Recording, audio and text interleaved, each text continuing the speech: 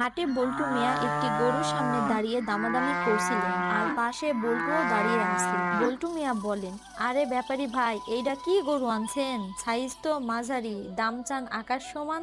ব্যাপারী বললেন, আরে বল্টু ভাই, এইটা সাধারণ গরু না, এইটা হইল ডিজিটাল যুগের স্মার্ট গরু। খালি ঘাস খায় না, মানুষের কথাও বোঝে। বল্টু তখন খেচো দিয়ে বলল, বল্টু ভাই, এই ছোট গরু দিয়ে আপনার ঈদ জমবে না। আমার গরু দেখছেন, হাতির মতো। বল্টু মিয়া তখন জেদ চেপে বলল, কি? পল্টুর চেয়ে ছোট গরু কিনবো? অসম্ভব। এরপর ব্যাপারীকে বললেন, টাকা ধরেন ব্যাপারী ভাই, গরু আমার। এরপর পল্টু মিয়া গরুকে টেনে হিঁচড়ে বাড়িতে আনলেন। গরুটা এসে সোজা বল্টু মিয়া ড্রয়িং রুমে সোফায় গিয়ে বসার চেষ্টা করলো। জরিমন মানে পল্টুর বউ ঝাঁটা হাতে চিৎকার করে বললেন, ওগো, এইটা তুমি কি জানোয়ার ধরে আনছো? এইটা গোয়ালে না গিয়া সোফায় বসে কেন?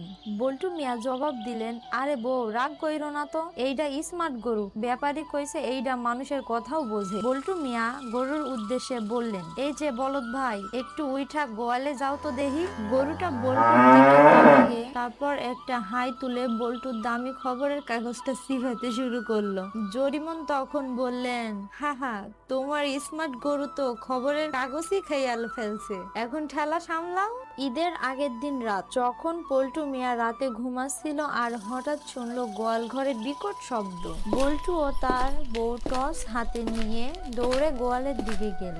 গোয়ালের খুঁটি ভেঙে গরু মোটরসাইকেলের উপর উঠে বসেছে, বাইকের আয়না ভেঙে চুরমার। বল্টু মিয়া মাথায় হাত দিয়ে বললেন, ওহে আল্লাহ, আমার বাইকটা শেষ কইরা দিলি। এই গরু তো স্মার্ট না, এইটা তো ডন। গরুটা তখন বল্টুর দিকে তাকিয়ে মাথা নাড়ে এমন যেন সে বলছে, কেমন দিলাম হাম্বা।